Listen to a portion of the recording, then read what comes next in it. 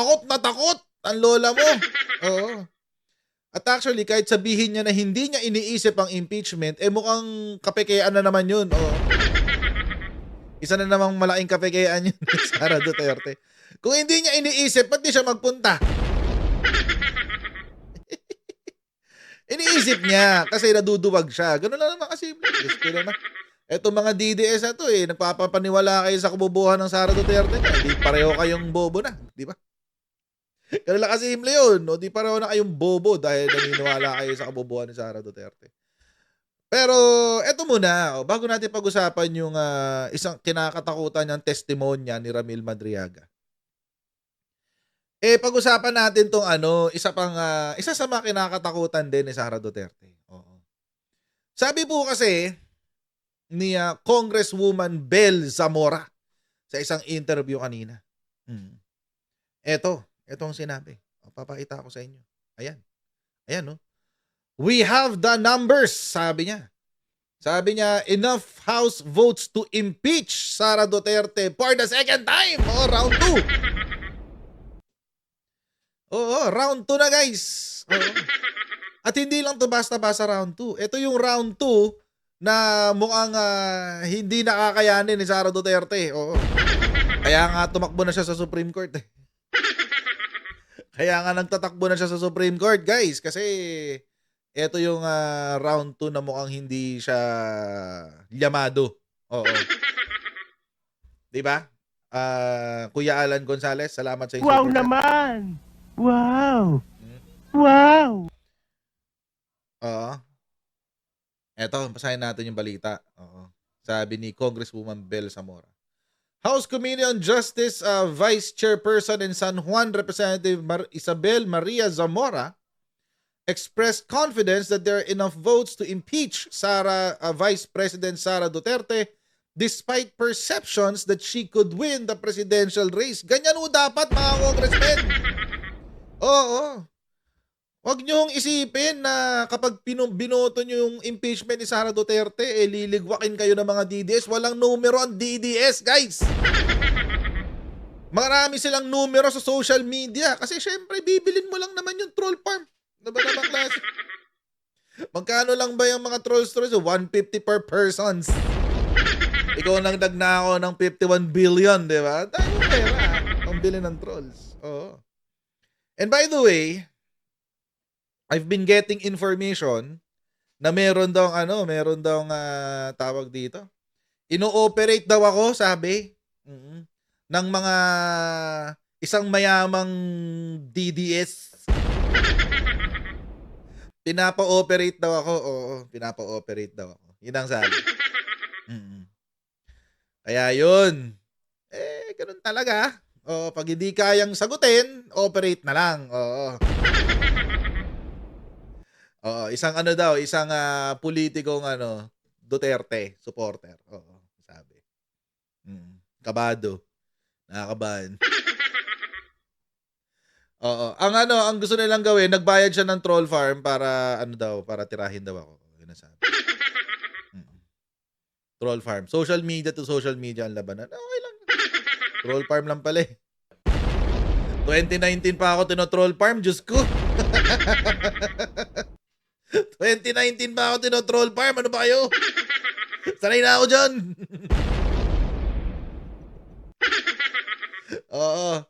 So kung ang DDS walang numero, yung impeachment ni Sara may numero. Sabi. Oo, sabi. I believe we have the numbers, sabi ni Congresswoman Zamora. We need 1/3 or around 106. If I'm not mistaken, I believe we have the numbers. Patay! Patay tayo dyan. Oo. Yun ang sinabi ni Congresswoman Zamora. Panoorin natin yung interview na yan. Kasi medyo mahaba lang guys. Pagtsagaan nyo na. Pero very substantial kasi itong interview na to kasi this comes after nung pagpa-file ng kaso nila Israelito Torion. So game. Panoorin natin guys. Siguro, mamaya mo na magtalaan ka sa media. Punta muna tayo sa... Let's give a chance to Congresswoman Zamora, Vice Chair ng House Committee on Justice. Alam na natin ang naging first hearing ng Committee on Justice, ano? Yung second phase ng process ng impeachment sa House. Siguro pwedeng simula tayo dun sa reaction nyo dun sa petition ng group of lawyers to ask the Supreme Court to declare as unconstitutional yung ginagawang hearing ngayon. Okay po. So, we have several thoughts on the petition filed by Attorney Torion and company. No? Unang-una po, they filed it as a taxpayer, alleging that it is a taxpayer suit. For us lawyers, hindi po pwedeng taxpayer suit ito dahil hindi naman po involving monies of the government ang kine-question dito po. Second, sa totoo lang po, we expected them to file this petition. Sabi nga natin, it is more than 100 pages long. How can they have come up with the 100 plus pager petition in a few days, right after we had our hearing in the Committee on Justice? So obviously, matagal na hutong pinaghandaan. Pero hindi po yun. Ang sinasabi po natin ay, last year po nung tayo ay sumabak po sa impeachment, sila po ay nag-question sa Korte Suprema, saying that the way that we filed the impeachment and transmitted the articles of impeachment before the Senate was unconstitutional. Dapat daw po hindi dumiretso doon. We bypassed rules. We did not follow the Constitution. We did not follow the rules of the House of Representatives.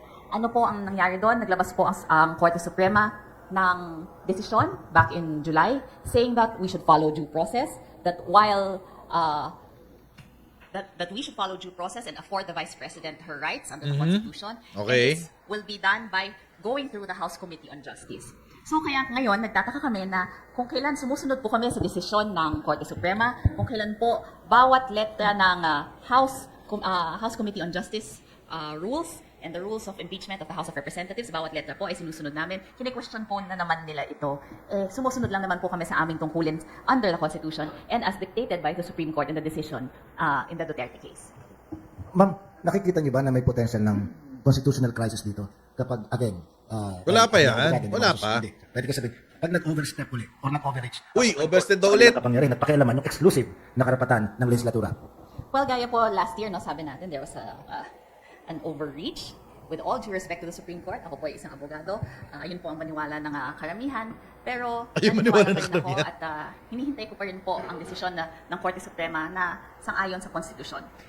Ito po, gagawin namin ang tungkulin namin under the Constitution, ang tungkulin namin as representatives, as congressmen, and as members of the House Committee on Justice. And I believe that the Supreme Court will act judiciously and properly dahil sasabihin naman ho nila, di ba, na sumusunod lang kami sa kanilang mga directives in their decision and in fact, in the resolution dated January 2026. I don't think that there will be a constitutional crisis, honestly. So ma'am, you also hope Actually, mga kababayan, totoo rin yun. Kasi, actually, ang hirap, ang hirap dalhin sa Supreme Court yung kaso. This time, ang hirap dalhin siya nang walang cause of action. Ano ibig sabihin natin cause of action? Walang violation basically. Unless the issue is of transcendental importance, baka hindi yan bigyan ng as much attention of the Supreme Court. Kasi may mga requirements ng Supreme Court bago sila tawag dito. Bago na tanggapin ang isang kaso na hindi dumaan sa usual procedure tulad nito, yung mga special civil actions, di ba? May requirements yan usually yung cause of action, and then it has to have transcendental importance. Apat na requirements yan. And unless there has to be a political question, or it should not be a political question but a question of law. So may ganun yan, may mga ganung anggulo na tinitignan ng Korte Suprema. Ngayon, kung if one of those don't exist, hindi yan papasinayaan ng Korte Suprema. Hindi yan papansinin. Of course, the legal standing is also considered. So the cause of action, transcendental importance, political question, tsaka yung legal standing ng petitioners. Ngayon, ang sinasabi nitong mga taxpayers, mga abogado, they're filing the impeachment as taxpayers. not as representatives of Sara Duterte. Oo, bakit? Bakit ganun? Bakit as taxpayers? Kasi hindi sila ang legal counsel ni Sara Duterte. Therefore, kung hindi sila legal counsel ni Sara Duterte, wala silang legal standing. Hindi sila representante ni Sara Duterte dahil si Sara Duterte ang directly mai-injure doon sa alleged unconstitutional actions ng House of Representatives. So, ayaw mag-file ng abogado ni Sara Duterte, yung 16 na kanyang hinire. So, ibig sabihin, these other lawyers cannot file for Sara Duterte dahil hindi sila yung legal counsel. Kaya nag-file sila as taxpayers, citizens and taxpayers. Ang tanong dyan, as citizens and taxpayers, do they have legal standing to bring up the cause of action? Malamang wala. Kasi hindi naman sila yung na-injure. Kumbaga, hindi sila na-injure nung unconstitutional act, quote-unquote. Kung si Sara Duterte yung lumapit sa Korte Suprema, yun, pwede. Oo. Kung yung mga abogado niya, pwede. Kaso hindi. Hindi eh. Hindi sila yung humarap eh. So, sorry. So, dahil hindi rin sila yung directly injured by the unconstitutional action or the alleged unconstitutional act, o di wala silang legal standing. Tapos, is there a question of law? Diba? Yung perceived bias ba of the treatment ng impeachment ni Sara Duterte tsaka impeachment ni President Bongbong Marcos, is it a question of law? Or is it a political question? Kasi kapag political question yan, hindi yan papansinin ng Korte Suprema. Kung political question yan. So, medyo tagilid. Of course, syempre, masusurprise din naman tayo ng Supreme Court. Ilang beses na tayong sinurprise ng Korte Suprema. Pero kung titingnan natin yung requirements on when the Supreme Court acts on a petition, medyo mahirap i-justify. Unless, again, yung abogado ni Sara Duterte mismo ang lalapit sa Korte Suprema at sila mismo yung maghahatid ng same complaint. O di, at least may legal standing, di ba? At least meron kang legal standing. So, sabi ni Edel Totobald, meaning useless ang petition na yun. I won't say useless. Pero for sound bites and for PR, yun ang silbi niya. Oo. For sound bites and PR, yun ang silbi niya. Oo. Pero kapag titingnan mo siya from a serious perspective, medyo tagilid. And I'm sure they know this. Alam din naman to ng mga abogado ni Sara Duterte. O, mga abogadong supporter ni Sara Duterte. Pero, syempre, for optics. Ganun lang yun. Ginawa na lang nila yan for optics. Kasi sabi nga ni Congresswoman Zamora wala pang 3 araw, naka 100 pages na sila ng sulat. Ang sipag! Oo! Ang sipag niyan! Oo. Kasi di ba na-bring up lang naman yung issue ng pagsusubpina. Netong Wednesday lang, if I'm not mistaken. So after 2 days, meron na agad silang 100 pages. Baka husay yun. Alain nyo yun, nakakuha agad sila ng legal basis, napag-aralan nila lahat ng jurisprudence after 2 days. Galing! Oo. Mahusay talaga to si Torion. Kaya tinan nyo yung logo ng law firm. May gabondok na logo. Anyway, tuloy natin to. Full. Na walang constitutional crisis. Yes, I'm very hopeful po. Ma'am, babalik ako ng konti. Di ba na may first time din, almost the same composition ng Supreme Court. Ito yung nagkuwaran to sa isang impeachable official. And Chief Justice at that. Yes, opo. Kayo po ba, malapit naman ang mahal na araw, naniniwala pa rin kayo sa mirakulo? Miracles? Naniniwala naman po tayo. You know, we will we will always do our we will always do si attorney na lang po our kaya sumagot. duty. We will do our duties under the Constitution, and I know that Supreme Court will also do their duties under the Constitution. Playing safe. Kasabati Private ng lawyer. Hindi natin alam. naman ng inyong liham sa korte palaging may prayer. May prayer po. Opo. Sige. Ano yung tingin nyo from a private perspective doon sa nangyayari sa House at yung reaction ng mga ostensibly private citizens and taxpayers?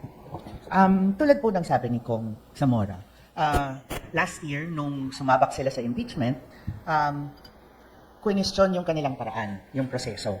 So ngayon, nung sumasabak sila ngayon ulit, sinundan nila yung sinabi ng Supreme Court, dapat dumaan sa proseso. So yun ang sinusundan nila. Ang sabi nga ng Constitution, in Article 11, the committee after hearing and by a majority vote of all its members. So, dapat talaga Section may 3 yan. hearing. Ito yung ginagawa nila ngayon. Diba? Section Sinusunod lang 3(2). po sila sa Constitution or their constitutional mandate as well as the rules of the House on impeachment proceedings. Meron ng finding on sufficiency of form. Tama daw yung i-final. Kompleto naman po. Tama din daw. May substance po. If taken on its face, yung mga nakasulat doon, mukhang merong kaso.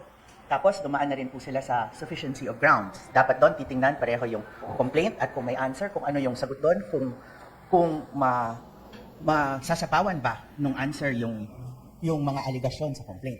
Dahil mukhang wala naman pong talagang point-by-point answer doon sa answer at cautela ni VP.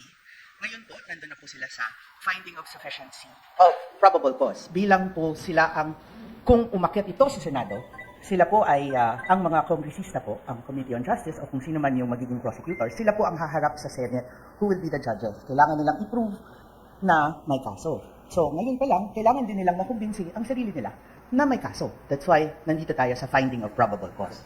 Ma'am, noong nakaraang taon, walang hearing. Automatic. Pinadala. Hindi naintindihan yung forthwith. Pinirmahan ng marami.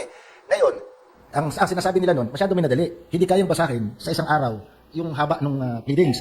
Ngayon, nung nagkakaroon ng hearing, unconstitutional pala na magsagawa ng hearing. Ma'am, kaming mga hindi abogado, saan po ba kami lulugar? Saan po kami Sa may lulugar. Okay, banggitin ko po, yung last year na sinabi nila na hindi kayang basahin, sa totoo lang po, binasa ko yun.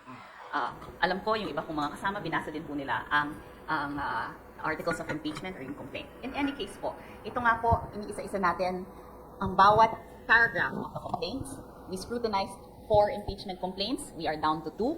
At hanggang ngayon, paulit-ulit natin binabasa ang allegations, ang lahat ng provisions, lahat ng paragraphs ng complaint. Nakalagay nga po sa Constitution na kailangan dumaan sa hearing. Yung House rules po, in-adopt natin in accordance with the constitutional requirement also. So yung requirement ng hearing, nandun po. Banggitin ko po sa lahat siguro, no? Yung rules natin sa House, gaya po ng sabi ni attorney, nakalagay po doon na kailangan dumaan sa hearing para po mahanap o matukoy natin yung probable cause nga. Siguro para sa kaalaman ng lahat. Ano ba nga? Hindi lang yon mga kababayan, hindi lang yun nakasulat doon sa rules ng House. It is even included in the decision of the Supreme Court. Last year, doon sa unang impeachment complaint, kasama yun doon. Na kailangan magbigay ng hearing. Ito nga nakakatawa eh. In both modes ha. Doon sa fast track at saka doon sa ito yung through the Committee on Justice.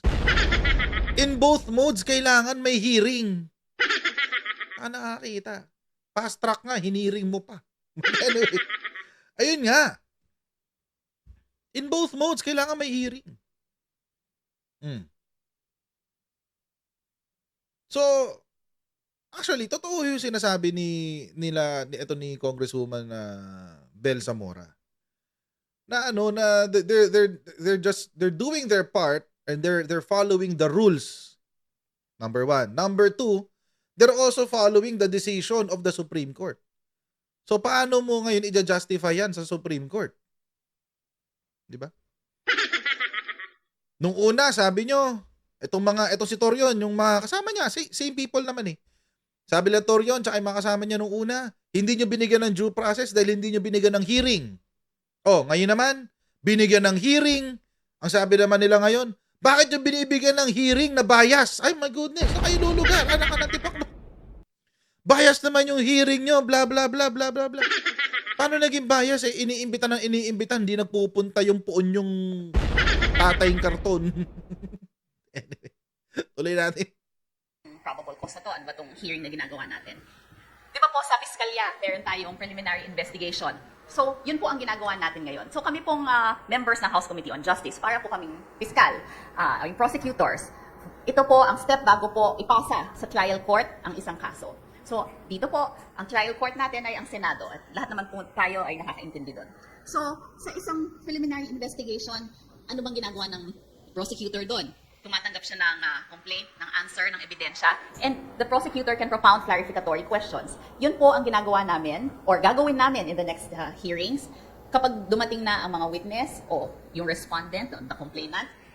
Yun po ang gagawin natin, clarificatory questions as prosecutor, or as prosecutors, or as the fiscals.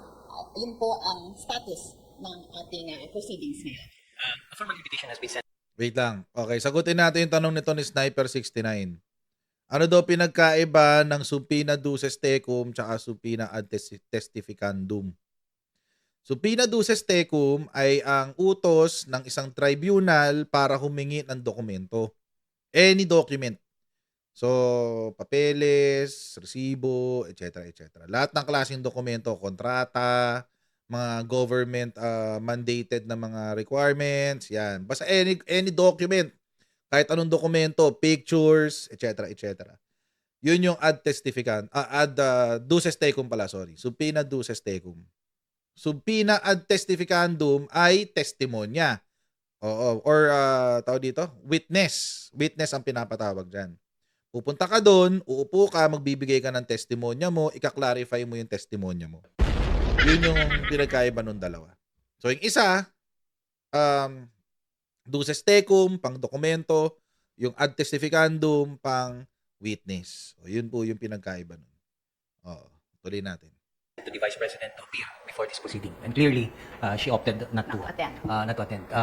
Ang tanong ko lang, ma'am, is her non-attendance, can it be construed as a waiver of her right to be heard at this stage? Not automatically. Si, Luis Trubao? Not automatically. Hindi niya pag-appear is itself a violation of the Constitution. Yes, in fact, Chairperson Luistro even cited a case.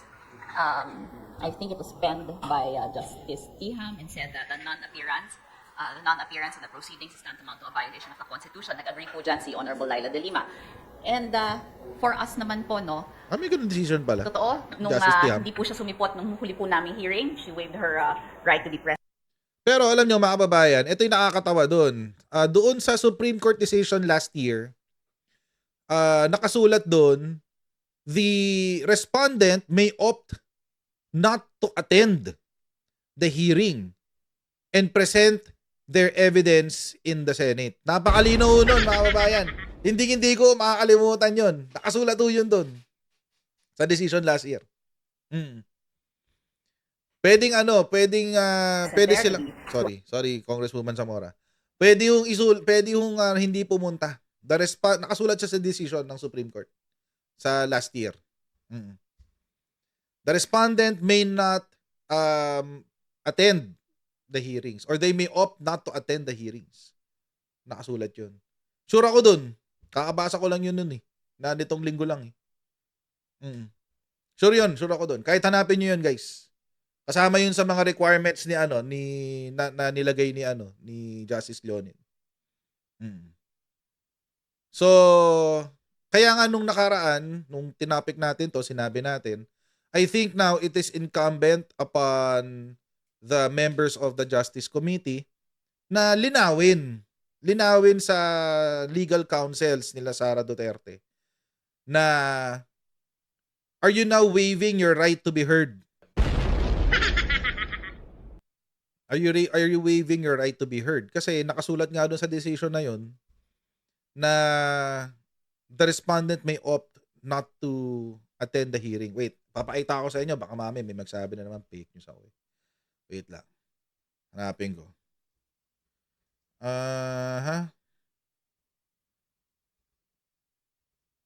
Yan, wait lang. Kunin natin sa mismong website ng Supreme Court.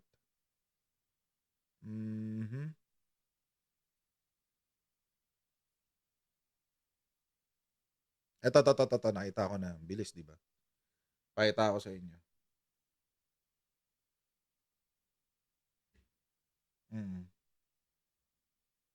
Game. Ito siya. Aha.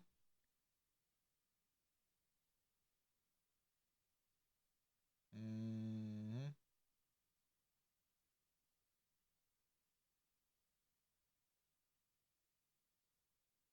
Ito. Ayan, oh. So, bigyan siya ng kopya ng Articles of Impeachment. Okay. The Constitution only requires an opportunity to be heard. It is up to the respondent to waive this fundamental right and opt to present his or her evidence at the Senate trial. Ito yung sinasabi ko, mga kababayan. Tama po yung sinabi ni Congresswoman Luistro na it is unconstitutional kung hindi ka haharap. Pero according to the decision of the Supreme Court, yung respondent daw ay mayroong karapatan na i-waive yung kanyang right to present his or her evidence, yung right to be heard So sabihin kasama dyan yung pag-attend.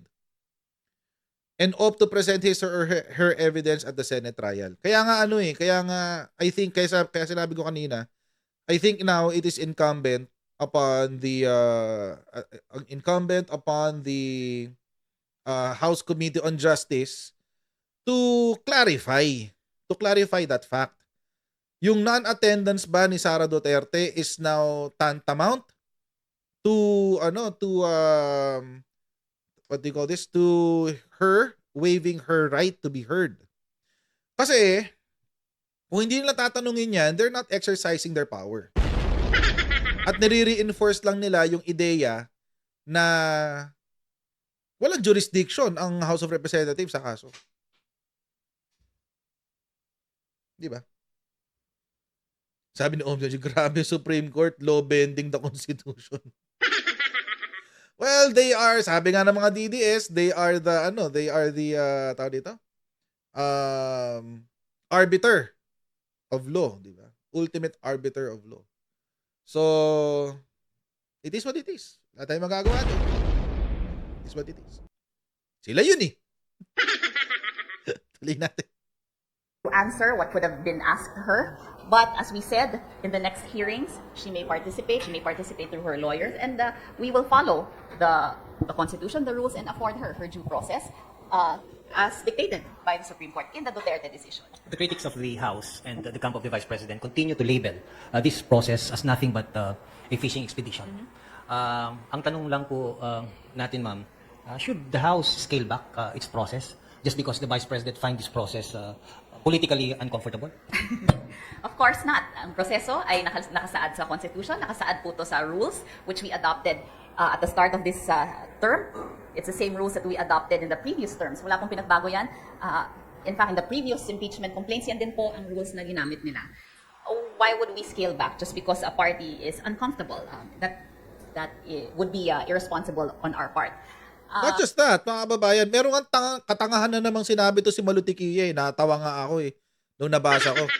Feeling ko hindi siya seryoso doon. Sana hindi siya seryoso kasi katangahan tong sinabi niya to. Si Maltik. Sabi ni Maltik, dapat daw utusan ng presidente ang House of Representatives na isuspend ang impeachment trial. Ano naman katangahan nyo? Alam niyo mga kababayan, actually, that is a very calculated statement. It implies, mga kababayan, na merong control ang presidente sa impeachment. Therefore, kasi kapag ipinasuspend niya, o di iisipin ngayon ng mga tao, ay, merong kapangyarihan talaga ang presidente dito sa House. Nag-violate ng separation of powers. Diba? Not only that, ano pa yung pwede nilang i-connect kay PBBM kung gagawin yun ng presidente? Hindi naman gagawin ng presidente yun. Pero ano pa yung mga pwede nilang i-connect? Inutusan sa flood control scam. Diba? Kontrolado talaga niya yung house eh. Di sabihin, kontrolado niya talaga si former speaker Martin Romualdez. At dahil kontrolado niya si Martin Romualdez, kontrolado din niya si Saldico. O di, yun na yung connection na hinahanap natin sa blood control scam. Di ba? Sabi ko nga sa inyo may katangahang sinabi to si Maltik. Akala niya kakagatin ng lahat ng Pilipino. Mga DDS lang naman kumakagat dun. Oo, yung mga ganong klaseng katangahan, DDS lang kumakagat dun. Mga katulad nilang DDS. Well, kaya nga siya may abogado. We expected her to do everything to question the proceedings before the Committee on Justice. Kaya nga sabi namin, expected naman na magkakaso siya sa Supreme Court. But we assure the public that we are doing everything that is dictated by the Constitution and by the rules. Ma'am, yung mga abogado ni Vice President Sara Duterte, ngayon pa man, sinisira na yung kredibilidad ng Madriaga. Ano daw ang credibility ng isang bilanggo na testigo? Parang naalala ko lang, may dating senador na pinakulong dahil ang testigo ay puro bilanggo. Laila de Lima yata po ang pangalan nun. Tama po. Ma'am, ano ito? Sa legal parlance po ba? Meron po bang there is a thing as moving goalpost? Nadepende kung sino Grabe kung sinong kapaboran, kung kaninong kapaboran, gagamitin yung ganung mga makapanira na mga pahayag. Grabe naman yung mga tanong ni Kuya. Nangyayari nga po yun. Yeah, you're correct, no? That happened during the time of Honorable Laila de Nakalimutan ko yun ha. Nakalimutan ko yun, promise. Hindi ko naisip yun ha. Galing ni Kuya ha. Shoutout kay Kuya. Good job ka dyan. Ang stand po namin sa Committee on Justice as regards allegations that Madriaga is of a questionable character. Kaya nga po tayo naghi-hearing. Wala pa naman po kami sinasabing may probable cause na. Hindi pa po naman namin sinabi na there is probable cause to forward the articles of impeachment to the Senate. In fact, wala pang articles of impeachment. Magkakaroon lang pong articles of impeachment kapag sabihin po ng House Committee on Justice may probable cause, gagawa po tayong resolution at kalaki po ng resolution na yan ang articles of impeachment. So ngayon, kaya po tayo nagpapatawag ng hearing, aside from mandato po namin na gawin yung hearing na yan, ay to determine kung meron ngang probable cause, kung tama ba itong mga affidavits na ito, kung to verify the veracity of the attachments to the complaint and to the attachments in the answer kung meron man. So, wala pa po kaming sinasabi na may probable cause na at may articles of impeachment na dito pa lang po namin titingnan yon sa hearing. Ang sinasabi nila, the House is conducting a mini trial. Pero, am I correct in understanding ko na si Chairperson Luis Tro mismo ang sabing na nabanggit niya, it's sort of a mini trial. Okay. Yes. To her defense, no, she used the term mini trial very loosely, and that's how we will address this issue. Mini trial is not a legal term; it is not defined, and although it is defined in the Alternative Dispute Resolution Act, ADR. and the definition in that act po, sinasabi lang na in fact hindi siya trial. It's like a meeting of the parties, and there is some sort of a mediator. In short, hindi pa rin po siya trial. Bakit po hindi itong sinasabi lang mini trial ang ginagawa ng Justice Committee? Bakit po namin sinasabi na hindi po ito trial? Unang-una, ang trial po ay mangyayari sa Senado. Tanggap po ng lahat yon.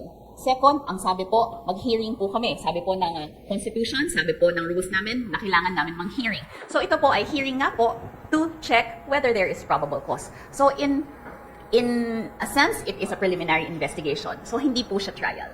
Attorney Tina. Help us make Okay. Ganyan na lang muna tayo guys ha.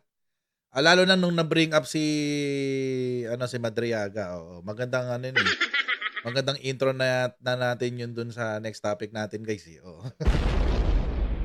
Oo, magandang intro na yun guys. Pero balikan lang natin tong punto na to mga kababayan. Isa ho ito sa kinatatakutan ni Sara Duterte. Kasi mga kababayan, sabi nga ni Congresswoman Bel Zamora, hindi lang niya na-mention sa video, no? Kasi naputol yung video ng itong Saturday News group. Anyway, na meron ng numero. Mayroong sapat na boto para i-impeach si Sara Duterte. No joke. At yun ang iniiwasan nila. Iniiwasan nila na makarating na naman ito sa Korte Suprema. Not sa Korte Suprema. Sa Senado. Kasi wala nang cheese balls eh. Tahimik si cheese balls eh. Nakapansin nyo ba? Oo. Tahimik si cheese balls guys. Sobrang tahimik. Halos wala tayo marinig na balita eh. Di ba? Oo. Halos hindi na nga nagsasalita eh. Oo. Si Cheese Balls. Ang maingay lang yung mga mga hardcore DDS eh. Oo. Wala nang port with ngayon. Nagsabi na si Senate President Tito Soto na kapag nakarating sa amin yan, susundin nila yung dictionary definition ng port with na agad-agad. Oh, yun ang susundin nila, guys. Oo. So, iniiwanan talaga nilang umakyat yan sa Senado, guys. Kahit sino kakabahan eh. Kahit sino kakabahan, guys. Oo, kasi doon talaga papunta na to impeachment na to. Kung hindi makikialam ulit ang Korte Suprema. Imagine, hindi ko alam kung kung paanong PR stunt ang gagawin o kung PR ang gagawin ng Supreme Court kung number 1, tatanggapin uli nila yung complaint and they will not dismiss it outright. Number 1. Number 2, kung ipapanalo na naman nila si Sara Duterte sa kaso na yan. Hindi nyo kilala si Cheese Balls? Si Cheese Escudero, Cheese Balls. Boy Kilay. Oo, Keso. Yun, si Cheese. Oh, si How. Yun. Diba? So, hindi mo natin alam kung paano magre-responde dito ang Korte Suprema. Doon sa finalilator yun. Pero, for sure, mai-impeach si Sara Duterte pag umabot na naman yan sa plenary. Sure yan. Sure yan. Tapos, pagdating naman sa Senate, doon na magkakaroon ng tunay na labanan, guys. Anlan Bongbong, salamat po sa inyong super chat. Wow naman! Wow! Wow! So, hindi ko alam kung paano pa ilulusot ng Supreme Court yung sarili nila kapag isinama na naman nila yung kanilang sarili dito. Magwewelga na mga abogado niyan for sure. baka magalit na yung mga abogado niyan sa Korte Suprema kasi iba talaga, guys. Oo, pati yung mga kakamping tsaka mga dilaw, mga liberal na abogado nagagalit sila sa Supreme Court. Oo. Hindi na nga hindi na nga kailangan pang ipagtanggol ng Bongbong Marcos yung sarili niya. Ang nagtatanggol na rin sa kanya paminsan-minsan. Indirectly. Yung mga kakamping tsaka mga liberal. Oo, hindi nila alam ganun yung nagiging epekto eh. Pero okay na rin siguro. Oo. Pero magagalit na taong bayan sa Korte Suprema niyan kapag in-insert pa nila yung sarili nila diyan. With all due respect sa Supreme Court.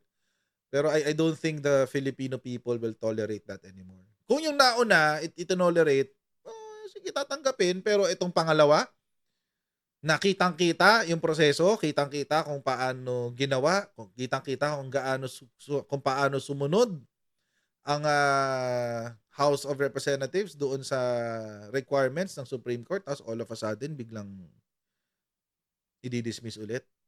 Mahihirapan na ang Supreme Court. Mahihirapan na sila dyan. I'll just wish them luck. Good luck. Good luck na lang po kapag nangyari yun. Good luck na lang po. Kita-kita tayo sa ating susunod na topic, guys. Alright? So, God bless. See you in a bit. God bless, guys. Bye.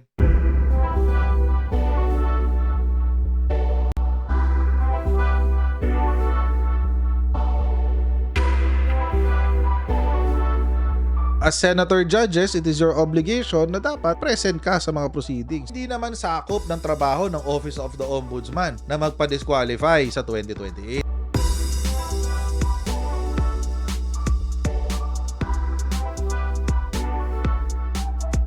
I-identify na natin lahat ng Manchurian candidates. Tigil-tigilan na natin yung kalokohan natin.